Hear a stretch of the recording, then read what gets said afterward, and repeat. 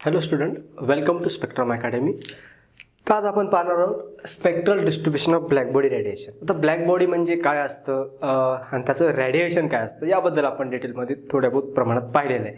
पण spectral distribution काय म्हणजे स्पेक्ट्रम म्हणजे आय थिंक आपल्या क्लासेसचं नाव त्यानुसारच ठेवलेलं आहे स्पेक्ट्रम. ओके, तर स्पेक्ट्रलचा मिनिंग थोडा सांगतो. स्पेक्ट्रम म्हणजे काय की की आपण वेवलेंथ कुठलीही बॉडी रेडिएट करते म्हणतो आपण वेगवेगळ्या वेवलेंथमध्ये. आणि आय थिंक मला वाटतं तुम्ही वेगवेगळ्या वेवलेंथ माहिती असतील तुम्हाला किंवा वेगवेगळ्या प्रकारचे रेजमध्ये X ray, gamma ray, visible rays, ultraviolet, infrared, red colour, blue, हे सगळे जे की आपण वेगवेगळ्या प्रकारच्या वेवलेंथचे रेडिएशन्स म्हणतो त्याला स्पेक्ट्रल डिस्ट्रीब्युशन म्हणजे एवढ्या स्पेक्ट्रम म्हणजे ॲक्च्युली एक part of bunch of frequency म्हणतो आपण. आणि तेवढ्या याच्यापर्यंत आपल्याला जे काही डिस्ट्रीब्युशन होणार आहे त्याच्याबद्दल आपण डिटेलमध्ये पाहतो त्याला स्पेक्ट्रल डिस्ट्रीब्युशन म्हणतो. आणि आय थिंक स्पेक्ट्रमबद्दल तुम्हाला काही प्रमाणात माहिती असेलच. तर एका वेवलेंथच्या किंवा फ्रिक्वेन्सीच्या असे भाग पाडणे आणि त्याच्यानुसार म्हणजे एक डिव्हायडेशन करणे आणि त्यालाच आपण स्पेक्ट्रल डिस्ट्रीब्युशन म्हणतो. आणि या टॉपिकमध्ये आपण तेच पाहतो स्पेक्ट्रल डिस्ट्रीब्युशन पाहणार आहोत पण ते ब्लॅक बॉडीसाठी. आता आपल्याला जनरली माहिती नॉर्मली कुठली एखादी जर आपण एक ब्लॅक बॉडी घेतली असेल, suppose this is the black body, okay B, ती जर ब्लॅक बॉडी असेल तर काय घडते या ब्लॅक बॉडीसोबत पहा. तर या ब्लॅक बॉडीमधून रेडिएशन बाहेर पडत असतं आपल्या सगळ्यांना माहिती आहे. किंवा if the temperature of that black body is larger than the surrounding temperature, सराउंडिंगच्या टेम्परेचरपेक्षा बाजूच्या ज्या टेम्परेचर असणार आहे बाजूचं टेम्परेचर त्याच्यापेक्षा याचं टेम्परेचर जर जास्त असेल, याचं टेम्परेचर कसं असेल जास्त असेल तर काय होतं, ही बॉडी ऑब्व्हियसली हॉट असते बॉडी आणि रेडिएट करते. आता जे रेडिएट करते उसके काही फॅक्टर्स असतात. आपल्याचे किती रेडिएट करेल तर आपण पाहिलं की रेडिएशन करणं त्या बॉडीच्या टेम्परेचरवरती डिपेंड आहे, त्या बॉडीच्या एरियावरती डिपेंड आहे आणि त्याचबरोबर त्या बॉडीच्या नेचरवरती पण डिपेंड आहे. ऑब्व्हियसली नेचरमध्ये म्हणजे कलर्स किंवा ब्लॅक बॉडीमध्ये आपण कलरवरती डिपेंड आहे, रिफ्लेक्ट काय करतं त्यावरती. पण नेचर आपण generally it is not a physical quantity, त्याला फिजिकल क्वांटिटीमध्ये आपण मांडू शकत नाही आहे. पण बाकी फॅक्टर्स आपण फिजिकल क्वांटिटीमध्ये घेत असतो आणि त्यांचं आपण पाहिलेलं पण आहे अगोदर. आता ही जी ब्लॅक बॉडी रेडिएट करते मग हे रेडिएशन करण्यामागं काहीतरी याच्या एक पर्टिक्युलर पॅटर्न असेल का किंवा असं एखादी इन्फॉर्मेशन असेल का किंवा याच्यात कुठलं तरी रिलेशन्स असेल का, हे सायंटिस्टने शोधण्याचा प्रयत्न केला. आणि त्यावेळेस सायंटिस्टने एक ग्राफ काढला. त्या ग्राफमध्ये एक ग्राफ आहे जो की ग्राफ आपण सांगू शकतो कशामध्ये, याला म्हणतो आपण वेवलेंथ आणि थोडं एक्सटेंड करतो इकडे आणि वर या ठिकाणी रेडिएशन पॉवर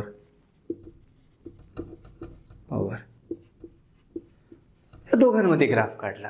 ओके, आता ज्यावेळेस तर त्यांनी ग्राफ काढला सायंटिस्टनी वेवलेंथ आणि रेडिएशन पॉवरबद्दल आणि ऑब्व्हियसली त्यांनी एक्सपेरिमेंटली हा ग्राफ काढलेला आहे. ॲक्च्युली म्हणजे एक्सपेरिमेंटली म्हणजे असं एक ब्लॅक बॉडी घ्यायची, त्याच्यात म्हणजे ऑब्व्हियसली ब्लॅक बॉडी घ्यायची आणि त्या बॉडीला हॉट करायचं, हीट द्यायची, टेम्परेचर वाढवायचं.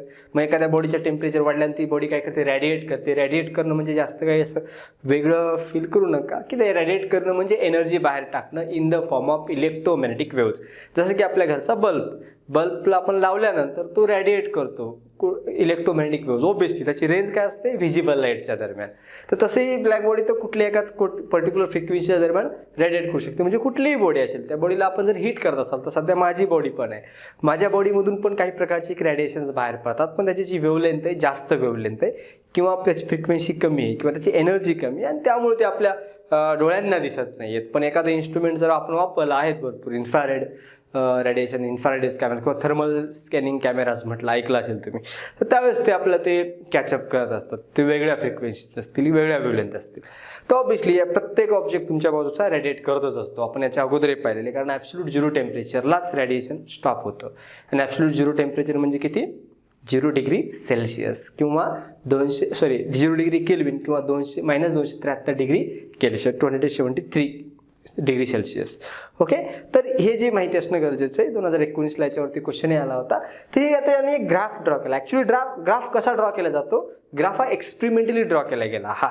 ओके, तर मग एक्सपेरिमेंटली काय केलं की त्यांनी एक ब्लॅक बॉडी घेतली आणि त्याचं टेम्परेचर कॉन्स्टंट ठेवलं. सध्या काय केलं, समजा कॉन्स्टंट टेम्परेचर कॉन्स्टंट आहे, टेम्परेचर काय ठेवलं कॉन्स्टंट, म्हणजे एक फिक्स कुठलं तरी एक टेम्परेचर ठेवून दिलं. आता त्यानंतर काय करत गेले की ह्याचं पादा मग ही बॉडी जी असणार आहे ते ऑब्व्हियसली इमिट करणार आहे, इमिशन किंवा रेडिएशन होईल, रेडिएट करेल. ही बॉडी काय करेल, रेडिएट करेल. काय रेडिएट करेल, वेगवेगळ्या वेवलेंथ, डिफरंट वेवलेंथ आहे ना, डिफरंट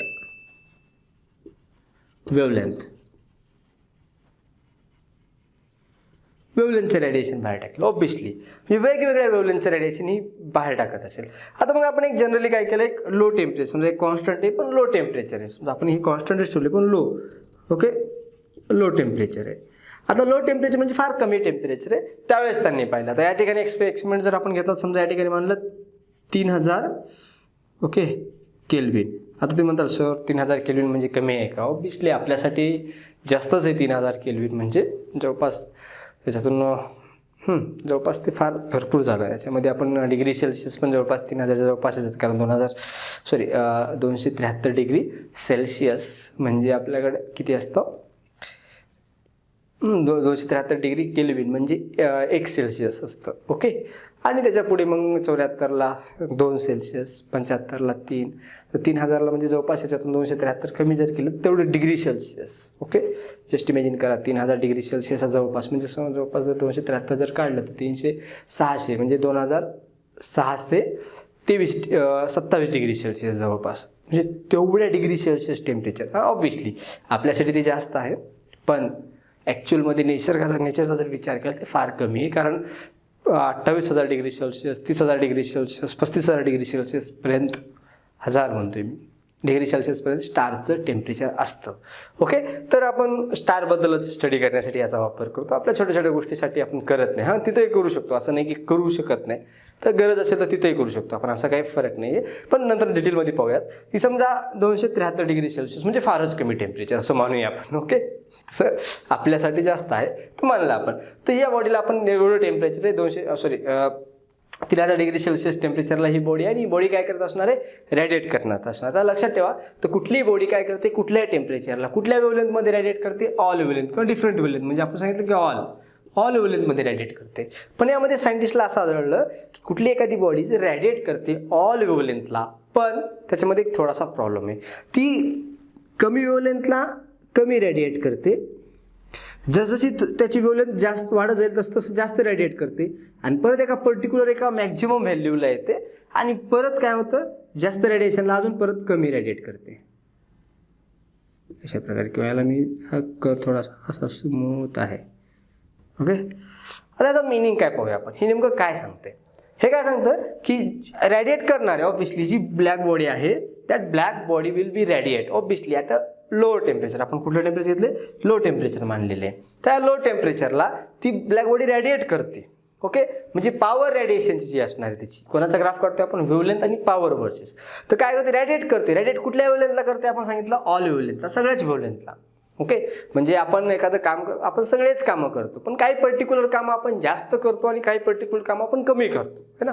तर त्या प्रकारे तर रेडिएशन करण्याची ही असणार आहे, आपण रेडिएट करणं या ठिकाणचं काय म्हणतो आपण याला, ही जी बॉडी रेडिएट करणार आहे तर ही ऑल वेवलेंथला रेडिएट करते. म्हणजे एक्झाम्पल जर घेतलं आपण, याला वेवलेंथला जर आपण हे केलं सांगितलं, म्हणजे अनेक वेवलेंथला ही रेडिएट करत असते, पण वेगवेगळ्या वेवलेंथला रेडिएट करते, पण काही पर्टिक्युलर वेवलेंथला ती कमी प्रमाणात रेडिएशन पॉवर असणार आहे, आणि काही वेवलेंथची ती जास्त प्रमाणात रेडिएट करते, ओके. म्हणजे जास्त प्रमाणात रेडिएट करते, आणि एका वेवलेंथला आहे, ह्या वेवलेंथला समजा एक लॅम्बडा म्हणतो, या वेवलेंथला ती जास्त रेडिएट करत असते, आणि बाकी नंतर परत मग त्याच्यापेक्षा जास्त पुढच्या वेवलेंथला ती कमी रेडिएट करत येते, आणि फार कमी रेडिएशन असतं.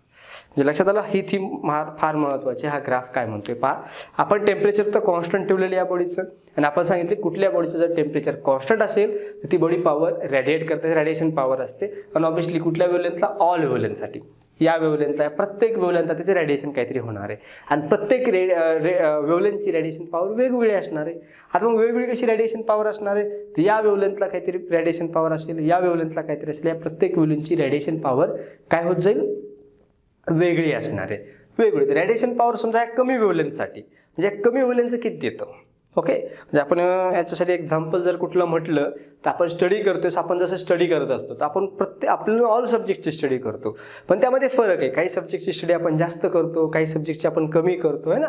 आणि अधिक मला वाटते तुम्ही फिजिक्सची स्टडी जास्त करत असता ना, कमेंटमध्ये सांगू शकता सर आम्ही नाही करत फिजिक्सची स्टडी, तुम्हाला जे वाटतं. तर आपण स्टडी कमी जास्त करत असतो प्रत्येक सब्जेक्टची. तर त्या प्रकारे इथं पण ही बॉडी आहे तर रेडिएट ऑल वेवलेंथला करते असं आपण मानलं, तरी पण ती काही वेवलेंथला जास्त रेडिएट करते आणि काही वेवलेंथला कमी रेडिएट करते. म्हणजे समजा की कमी वेवलेंथला समजा 3000 डिग्री केल्विन किंवा 3000 केल्विन एवढं टेम्परेचर या बॉडीचं आपण कॉन्स्टंट ठेवलं, ऑब्विसली ही लो आहे. त्या टेम्परेचरला काय करते बॉडी, सुरुवातीच्या ज्या वेवलेंथ आहेत कमी वेवलेंथला रेडिएट कमी प्रमाणात करते. जसं वेवलेंथ वाढत जाईल तसं रेडिएशन पॉवर त्याची वाढत जाते. पण एका पर्टिक्युलर वेवलेंथला या वेवलेंथला त्याला लॅम्बडा मॅक्स म्हणतो. ओके, या वेवलेंथचीच रेडिएशन ती जास्त प्रमाणात रेडिएट करेल आणि परत मग काय होत जाईल, परत त्याचं रेडिएशन दुसऱ्या वेवलेंथसाठी कमी होईल. म्हणजे आपल्याकडे ही जी ब्लॅक बॉडी आहे एका पर्टिक्युलर टेम्परेचरला एका लॅम्बडा मॅक्स म्हणजे एका वेवलेंथपेक्षा कमी वेवलेंथ, म्हणजे या वेवलेंथपेक्षा कमी वेवलेंथ असतील तर त्यांची रेडिएशन पॉवर कमी असेल त्या वेवलेंथमध्ये, आणि त्याच्यापेक्षा जास्त वेवलेंथ असेल तरी पण त्याच्यामध्ये कमी असेल रेडिएशन पॉवर.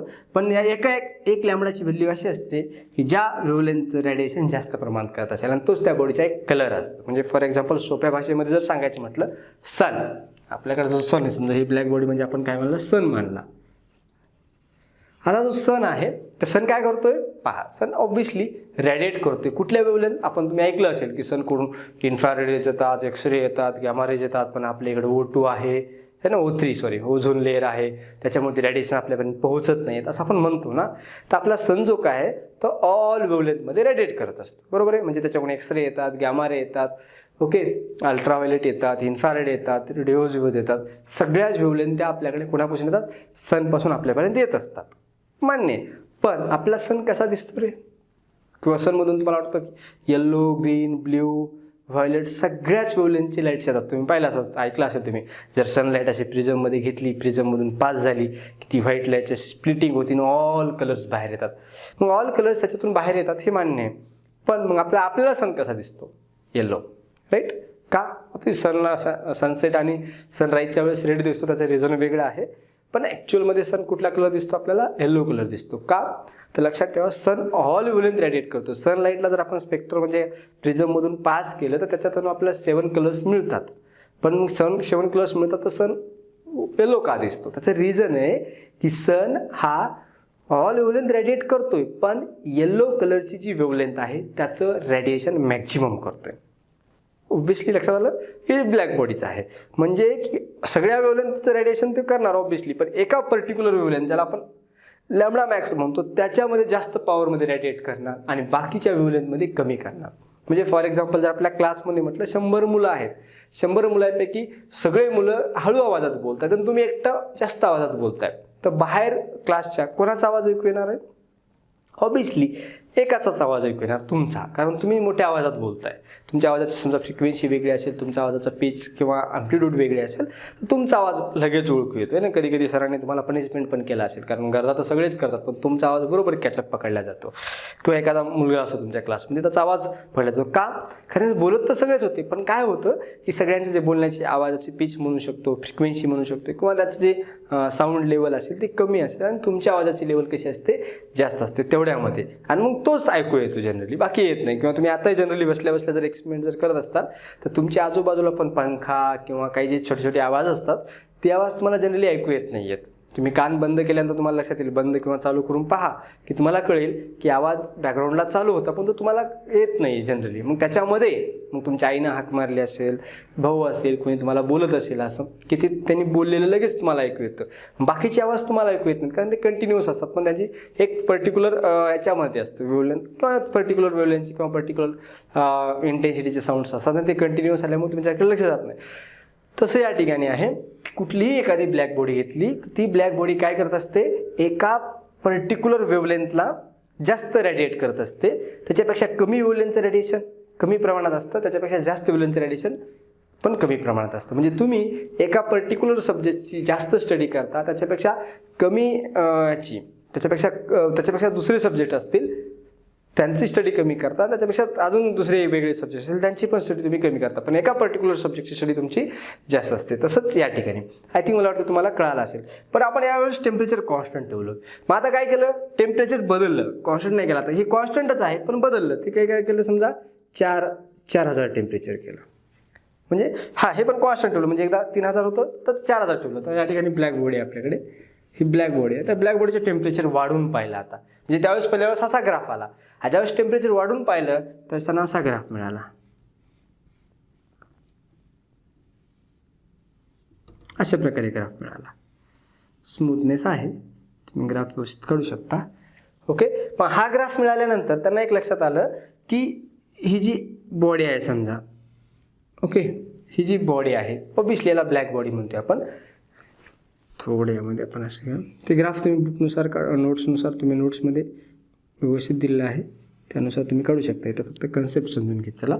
तर या जर काढला तर दुसऱ्या टेम्परेचरसाठी काढला तसाच ग्राफ सेम, पण त्यांना पण पॅटर्न तसाच आढळला. काय कन्सेप्ट आली की काही वेव्हलेंथला तो काय करतोय, कमी रेडिएट करतोय, आणि एका पर्टिक्युलर वेव्हलेंथला, आता ही वेव्हलेंथ ही लॅम्बडा मॅक्स आहे, ओके, 2 म्हणूया आपण.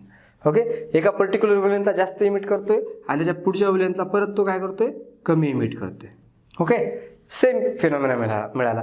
दुसऱ्या वेळेस आता परत त्याने टेम्परेचर वाढवलं, समजा 4500 केलं, त्यावेळेस पण त्यांना असा ग्राफ असा आढळला. ओके, त्या ग्राफ असा असणार आहे. ओके, मी त्यांची लॅम्बडा मॅक्सची व्हॅल्यू, ही त्याची लॅम्बडा मॅक्स. ओके, आणि परत त्यांनी अजून टेम्परेचर वाढवलं, समजा या ठिकाणी 5000 केलं, तर त्यावेळेस परत त्यांचा ग्राफ असा आढळला त्यांना अशा प्रकारे, ती लॅम्बडा मॅक्सची व्हॅल्यू. त्यांना एक गोष्ट लक्षात आली, काय, जसं आपण टेम्परेचर वाढवत गेली त्यांनी, जसं त्यांनी टेम्परेचर वाढवत गेली तसं लॅम्बडा मॅक्सची व्हॅल्यू अगोदर तिकडे होती. टेम्परेचर वाढलं की लेफ्ट साईडला शिफ्ट झाली, म्हणजे कमी झाली. म्हणजे समजा 3000 डिग्री सेल्सिअस टेम्परेचर होतं तर लॅम्बडा मॅक्स हा होता. 4000 डिग्री सेल्सिअस टेम्परेचर झालं तर लॅम्बडा मॅक्स हा आला. 4500 डिग्री सेल्सिअस झालं तर लॅम्बडा मॅक्स हा आला, किंवा डिग्री केल्विन म्हणू शकतो आपण. आणि समजा अजून 5000 डिग्री केल्विन झाला तर त्याचा इकडं अजून शिफ्ट झाला. म्हणजे काय व्हायला या ठिकाणी, जसं टेम्परेचर इन्क्रीज होईल या ग्राफमध्ये, ऑब्विसली प्रत्येक टेम्परेचर 3000 डिग्री केल्विन, हे 4000, ओके, 4500, ओके, आणि हा काय तुमच्याकडे 5000. ओके, म्हणजे लक्षात आलं की हा लॅम्बडा मॅक्स आहे, is inversely proportional to temperature. हा लॅम्बडा मॅक्स कसा आहे, इन्व्हर्सली प्रोपोर्शनल टू टेम्परेचर. जसं जसं टेम्परेचर वाढत जाईल तशी लॅम्बडा मॅक्सची व्हॅल्यू कमी होत चालली. म्हणजे हा लॉ समजून घेणं फार महत्त्वाचं. याला वेन्स डिस्प्लेसमेंट लॉ म्हणतो आपण. याच लॉला काय म्हणतो, veins displacement law. Veins displacement law.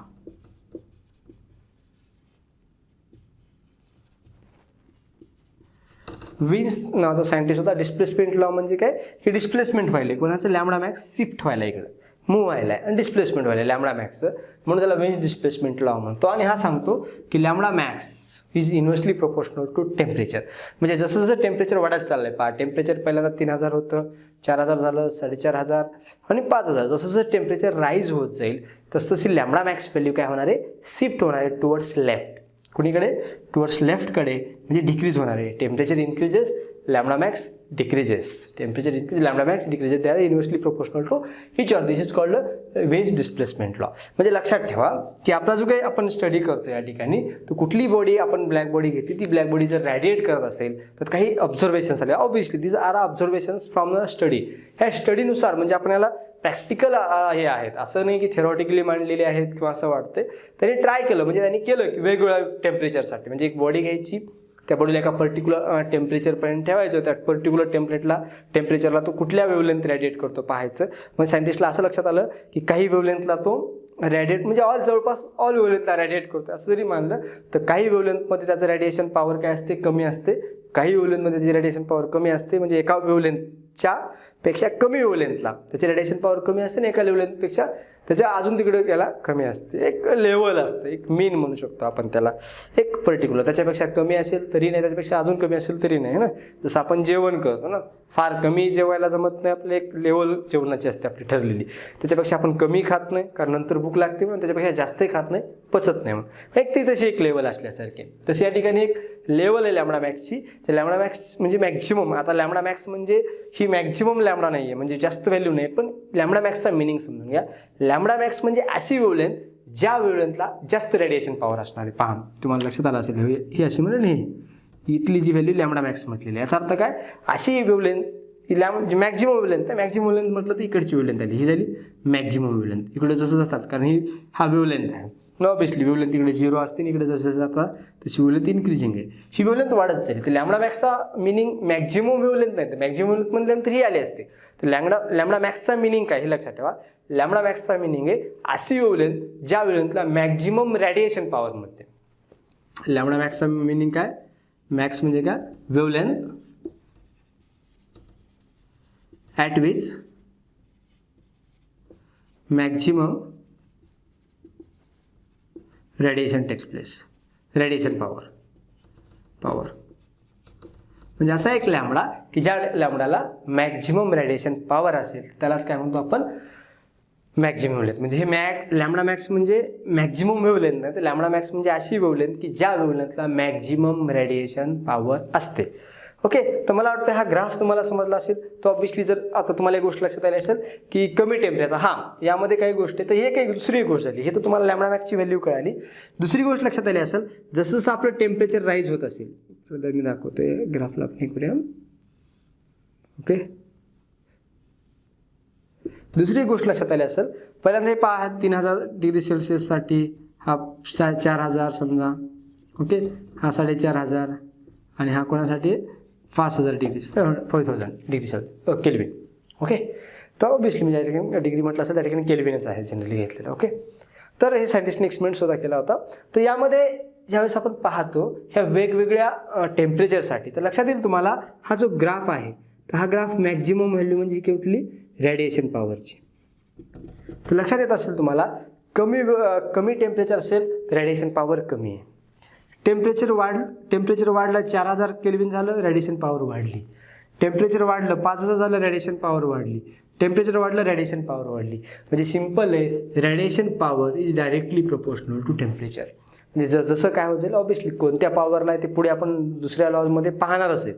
Okay, पण रेडिएशनची पॉवर आहे, रेडिएट करण्याची पॉवर ही टेम्परेचरला डायरेक्टली प्रोपोर्शनल आहे. ऑब्विसली जर स्क्वेअरला असू शकते, फोर्थला पॉवरला असू शकते, आपण पुढे डिटेलमध्ये पाहूया. पण एवढं तर लक्षात येतं की रिलेशन आहे यांच्यामध्ये. जसं जसं तुमचे काय वाढत चाललंय, टेम्परेचर वाढत चाललंय, रेडिएट करण्याची पॉवर वाढत जाईल. ओके, ती एक फॅक्टर आहे. आणि दुसरा एक फॅक्टर आहे की एनर्जी. ह्या जो ग्राफ कर्व आहे कुठलाही, हा कर्व असेल आणि या कर्वमधला जर तुम्ही एरिया घेतला, त्या एरियालाच आपण म्हणतो energy per unit area per unit time. म्हणजे radiate energy per unit area per unit time. म्हणजे एका पर्टिक्युलर टाईममध्ये एका पर युनिट एरियामधून किती एनर्जी बाहेर पडली हे जर काढायचं असेल, त्या ग्राफचा एरिया फाइंड आउट केला की तुम्हाला ते सांगता येतं. आणि you can easily find out the area of that graph. असं एक लक्षात ठेवा, हे महत्त्वाचा पॉईंट आहे. हां, ठीक आहे, क्लिअर आहे. तर या प्रकारे आय थिंक मला वाटतं त्याच्यामध्ये मॅक्झिमम कन्सेप्ट झालेले आहेत. आता फक्त एक वाक्य राहिलेलं आहे, ती जी बॉडी आहे ब्लॅक बॉडी, तर ही जी लॉ आहे किंवा हे कोणासाठी घडतं, दिस फॉर ऑल बॉडीज, सगळ्याच बॉडीसाठी. त्या बॉडीच्या नेचरवरती डिपेंड नाही आहे. म्हणजे ती बॉडी कशी आहे, काय आहे त्यावरती, म्हणजे त्या बॉडीच्या नेचरवरती डिपेंड नाही आहे म्हणण्याचा अर्थ हे ऑल बॉडीसाठी ॲप्लिकेबल आहे. म्हणजे तुम्ही इथं लोखंडाचा एखादा गोळा जरी घेतला, आयर्न बॉल, आणि तुम्ही त्याला हिट करताय, तिकडे तुम्ही दुसऱ्या एका कॉपरचा बॉल घेतला, तुम्ही त्याला हिट करताय, तर दोघांसाठी हेच असणार आहे, टेम्परेचरचं आणि वेव्हलेंथचं रिलेशन, लॅम्बडा मॅक्स. ओके, ह्या दोघांचं रिलेशन तेच असणार आहे कुठल्याही बॉडीसाठी. म्हणजे लक्षात ठेवा, म्हणजे की फॉर एक्झाम्पल तुम्ही या ठिकाणी समजा आयर्न बॉल असेल तुमच्याकडे आणि या ठिकाणी कॉपर बॉल असेल. ओके, आयर्न आणि हा आपल्याला एफी घेतो कॉपर. ओके, कॉपर बॉल असेल आणि आपण दोघांमध्ये पाहतोय. तर सिम्पल आहे, समजा याच्याकडून तुम्हाला एक टेम्परेचर याचं समजा 3000 डिग्री सेल्सिअस डिग्री केल्विन आणि याचं पण टेम्परेचर 3000 केल्विन. ओके, जर दोघांचं टेम्परेचर जर सेम असेल तर दोघांनी रेडिएट केलेली लॅम्बडा मॅक्स सारखी असेल. म्हणजे दोघंही सारख्याच वेव्हलेंथचं रेडिएशन बाहेर टाकतील. Doesn't depend upon their nature of radiation किंवा nature of that body, nature of that body. या बॉडीच्या नेचरवरती, मटेरियलवरती काहीच डिपेंड नाही आहे. लक्षात, म्हणजे हे रिलेशन म्हणतो मी. बाकी फॅक्टर डिपेंड आहेत, इट्स ओके, पण लॅम्बडा मॅक्सचं रिलेशन म्हणजे दोघांचं जर टेम्परेचर सारखं असेल तर दोन्ही बॉडी कुठले असेल जगात, तर त्या दोघांचं रेडिएशन काय असणार आहे, सेम असणार आहे. सेम वेव्हलेंथला त्या रेडिएट करतील. म्हणजे फॉर एक्झाम्पल आपण लोखंड आहे त्याला हीट करून तो एका टेम्परेचर, समजा आपण त्याला काहीतरी एक टेम्परेचर जवळपास 800 डिग्री केल्विन किंवा 1000 केल्विन, 1000 केल्विन एवढं टेम्परेचर तुम्ही कशाला दिलं, आयर्नला दिलं, कॉपरला दिलं, दुसऱ्या एखाद्या मटेरियलला दिलं, हायड्रोजन गॅसला दिलं, H2 गॅसला दिलं, कोणाला दिलं तुम्ही, किती टेम्परेचर 1000 केल्विन. तर याच्यातून कुठली वेव्हलेंथ बाहेर पडेल, समजा याच्यातून रेड लाईट बाहेर पडेल, तर याच्यातून पण काय पडेल, रेड लाईटच बाहेर पडेल, आणि याच्यातून पण काय करेल, रेड लाईट बाहेर पडेल. म्हणजे जगात कुठलीही बॉडी असो, जर सारखं टेम्परेचर असेल तर त्यांच्यामधून बाहेर पडणारं लॅम्बडा मॅक्स सेम असणार आहे सगळ्यांसाठी. आणि हा all applicable for all bodies, सगळ्यां बॉडीसाठी, रेडिएशनसाठी. लक्षात ठेवा. याचा फायदा काय, कसं की हा ऑल बॉडीसाठी ॲप्लिकेबल आहे. याचा फायदा काय, याचं बेनिफिट्स काय, की आपण इथं बसलेलो आहोत अर्थवरती आणि आपल्याला सूर्याचं टेम्परेचर मेजरमेंट करायचं. तुम्हाला काय वाटतं सूर्याचं टेम्परेचर कसं मोजलं असेल? म्हणजे असं कोणीतरी गेला सूर्यावरती थर्मामीटर घेऊन, असा थर्मामीटर ठेवला, थर्मामीटर वर गेला आणि सांगितलं त्याचं टेम्परेचर किती आहे, जवळपास 6000च्या जवळपास असतं, 5600 समजा, ओके, केल्विन एवढं टेम्परेचर आहे. आणि त्यानं पाहिलं आणि पृथ्वीवरती वापस आलं आणि सांगितलं एवढं टेम्परेचर आहे, असं झालं का? Obviously not. हे टेम्परेचर असं नाही सांगू शकत. तर ॲक्च्युली ते टेम्परेचर या मेथडनं मोजलेलं आहे. म्हणजे आपल्याला रिलेशन मिळालं की कुठलं, लॅम्बडा मॅक्सचं आणि टीचं रिलेशन मिळालं, आणि या रिलेशनचा वापर करून त्यांनी ते सांगितलं गेलं. आता रिलेशन्स म्हणजे काय, आपण ते रिलेशन्स घेऊया. हे जे रिलेशन्स आहे त्यालाच विंड डिस्प्लेसमेंट लॉ म्हणतोय. ओके, हा लॉ काय सांगतो, lambda max is inversely proportional to temperature. आणि आपल्याला माहिती परत लॅम्बडा मॅक्स इक्वल टू एक कॉन्स्टंट येणार आहे डिवाइड बाय टेम्परेचर. आणि हा जो कॉन्स्टंट असतो त्यालाच विंड्स डिस्प्लेसमेंट कॉन्स्टंट म्हणतो, कॉन्स्टंट. ओके, आणि ज्या बीची व्हॅल्यू, किंवा आपण याला lambda max into T is equal to B म्हणू शकतो. आणि बीची व्हॅल्यू असते आपल्याकडे 2.897 इंटू 10⁻³ मीटर केल्विन. काय नाही, याचं लॅम्बडाचं मीटर असतं आणि त्याचं केल्विन असतं, म्हणजे त्याचं युनिट मीटर केल्विन असली विंड्स डिस्प्लेसमेंट कॉन्स्टंटची व्हॅल्यू आहे. विंड्स कॉन्स्टंट म्हणू शकतो आपण, किंवा विंड्स डिस्प्लेसमेंट कॉन्स्टंट काय फरक पडणार, विंड्स कॉन्स्टंट. जो विंड्स डिस्प्लेसमेंट कॉन्स्टंट आहे त्याची बी आणि त्याची व्हॅल्यू आपण 2.897 घेत असतो. म्हणजे आता आपलं पहा, म्हणजे आपल्याला काय करायचे, सनचं टेम्परेचर मेजरमेंट करायचं. तुम्ही या ग्राफ म्हणजे याला असं लिहू शकतो, याला असं आहे ना, म्हणजे T equal to B divide by lambda max. म्हणजे मला काय करायचं आहे, सनचं टेम्परेचर मोजायचं. तुम्ही काय करणार, एक मला फॉर्म्युला माहिती आहे. या ठिकाणी मी डिस्प्लेसमेंटची व्हॅल्यू ठेवून 2.897 into 10⁻³ divide by maximum wavelength. आणि आपल्याला माहिती आहे सनलाईटकडून जी येणारी वेवलेंथ आहे ती येलो कलरमधली वेवलेंथ आहे. मग येलो कलरची वेवलेंथ काय असते, ती व्हॅल्यू जर येलो कलरची वेवलेंथ जर या ठिकाणी आपण पुट केली, फिक्स असते, आणि त्याचं डिवायडेशन जर केलं तर आपल्याला टेम्परेचर हे एवढं टेम्परेचर मिळतं. आताच काढलं होतं जवळपास टेम्परेचर 5600 केल्विन एवढं टेम्परेचर आहे. म्हणजे तुम्हाला टेम्परेचर मिळाले. लक्षात आलं जवळपास काय चालू आहे, म्हणजे तुम्हाला त्या सनचं टेम्परेचर फाइंड आउट करण्यासाठी तिथं जाण्याची गरज नाही. फक्त सन कुठल्या कलरमध्ये रॅडिएट करतो हे जर तुम्हाला कळालं की सांगू शकता. आणि आपल्या लक्षात आलं असेल की रॅडिएशन शिफ्ट कसं होतं, वेवलेंथ कशी शिफ्ट होते. म्हणजे सनचं जर टेम्परेचर वाढत गेलं तर वेवलेंथ काय होत जाईल, रॅडिएट करणारी कमी होत जाईल. आणि तुम्हाला तो एक ग्राफ माहिती असणं या ठिकाणी फार महत्त्वाचं आहे. लक्षात ठेवा की वेवलेंथ इन्क्रीज होत असते, ही वेवलेंथ इन्क्रीज होत असते, तर फ्रिक्वेन्सी अपोजिट असते आणि एनर्जी पण अपोजिट असते. म्हणजे तुमची जर सिम्पल टेम्परेचर इन्क्रीज केलं, आपण समजा काय म्हटलं, टेम्परेचर आपण इन्क्रीज केलं तर वेवलेंथ काय होत चालली, कमी होत चालली ना. लक्षात ठेवायचं की सोप्या भाषेमध्ये तुम्हाला सांगायचं म्हटलं इथे, तर lambda is inversely proportional to frequency, lambda is inversely proportional to energy. Okay, म्हणजे जसं तुमची काय वाढत जाईल, वेवलेंथ वाढत जाईल तसतशी फ्रिक्वेन्सी काय होत जाते, कमी होत जाते. आणि जसजशी तुमची काय वाढत जाईल, लॅम्बडा वाढत जाईल तसतशी एनर्जी पण कमी होत जाते. आणि ऑब्व्हियसली मग याच्या दोघांचं रिलेशन आणि आपल्याला माहिती आहे lambda is inversely proportional to temperature, हे 3 रिलेशन्स आपण घेतले. Okay, generally. तर याच्यानुसार तुम्हाला एक गोष्ट लक्षात येईल की temperature is directly proportional to frequency. Okay, n म्हणजे या ठिकाणी फ्रिक्वेन्सी मी घेतलेलं आहे. आणि temperature is directly proportional to energy. म्हणजे जर टेम्परेचर वाढत असेल तर त्याची एनर्जी वाढणार, किंवा एनर्जी वाढत असेल तर टेम्परेचर वाढतं म्हणू शकतो, किंवा टेम्परेचर वाढत असेल त्याची फ्रिक्वेन्सी वाढत असेल त्याच्यातून बाहेर पडणाऱ्या रॅडिएशनची. ओके, तर हे रिलेशन्स थोडं लक्षात ठेवा. याच्याबद्दल आपण पुढे डिटेलमध्ये पाहणारच आहोत. तर हा अशा प्रकारे विंड्स डिस्प्लेसमेंट लॉ पण झालेला आहे आणि आपल्याकडे स्पेक्ट्रल डिस्ट्रीब्युशन पण झालेलं आहे. एकदम सोपी कन्सेप्ट, याचं लॉजिक लक्षात ठेवा. शॉर्टमध्ये मी सांगतो की हा सांगतो की काही की पॉईंट्स आहेत ते लक्षात ठेवा की लोअर टेम्परेचरला हायर वेवलेंथ इन्व्हर्सली प्रोपोर्शनल. म्हणजे टेम्परेचर कमी असेल तर जास्त वेवलेंथचं रेडिएशन बाहेर पडणार आहे, आणि टेम्परेचर जर जास्त असेल तर लोअर वेव्हलेंथचं रेडिएशन बाहेर पडणार आहे. त्याच्यानंतर दुसरी गोष्ट काय की जसं तुमचं टेम्परेचर वाढत जाईल तसं रेडिएशन पॉवर वाढत जाते. आपण पाहिलं ग्राफ वर शिफ्ट होत चाललेला आहे. रेडिएशन पॉवर वाढत चालली टेम्परेचरनुसार रेडिएशन पॉवर वाढत जाते. आणि काही गोष्टी हे कोणासाठी तर ऑल बॉडीजसाठी लागू आहे, प्रत्येक बॉडीसाठी. याचा फायदा काय की आपल्याला या ठिकाणी अर्थवरती राहून आपल्याला प्रत्येक स्टारचा आपण पाहतो काही स्टार असतात. तुम्ही रेड जायंट, व्हाईट डॉर्फ नावाचे स्टारचं नाव ऐकलं असेल किंवा असे कलर वेगवेगळे ब्ल्यू कलरचे स्टार्स असतात, रेड कलर, येलो कलर, वेगवेगळ्या कलरचे स्टार्स असतात. आणि सगळ्या स्टार्सचे टेम्परेचर आपल्याला इथून मेजरमेंट करायचे, या ठिकाणून त्या स्टारचं टेम्परेचर मेजरमेंट करायचं आहे.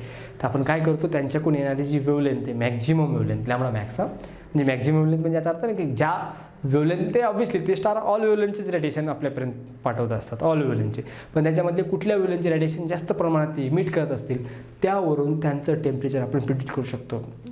ते कितीही दूर असले तरी हजारो लाईट इयर्स दूर जरी असतील तरी आपण किंवा लाखो असतील तरी आपण त्यांचं टेम्परेचर फाइंड आउट करू शकतो. म्हणजे फॉर एक्झाम्पल रेड जायंट ज्यांचा कलर रेड आहे तर मग त्यांचं टेम्परेचर कसं काढणार. रेड जायंटचं टेम्परेचर त्याचं Wien's displacement constant divide by red जायंटसाठी त्याचा कलर रेड आहे म्हणजे त्याची वेव्हलेंथ रेड असते.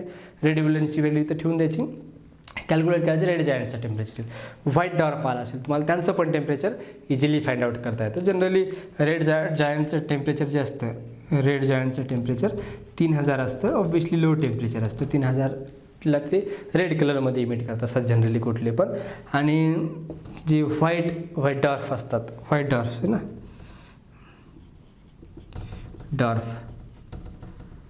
तर यांचं जे टेम्परेचर असतं ते जवळपास 10,000च्या जवळपास असतं व्हाईट कलर ऑल. ओके, तर अशा प्रकारे चालत असतं. हे कन्सेप्ट फार महत्त्वाचे आहेत. तुम्हाला याच्यावरती काही क्वेश्चन्सही येतात पण हा लॉ महत्त्वाचा आहे, जर वेज डिस्प्लेसमेंट लॉ म्हणतो. तर या ठिकाणी आपण थांबूया, भेटूया नेक्स्ट लेक्चरमध्ये विथ न्यू कन्सेप्ट. पुढचा लॉ आहे तो येणारच आपल्याला, तोपर्यंत स्टडी करत जा.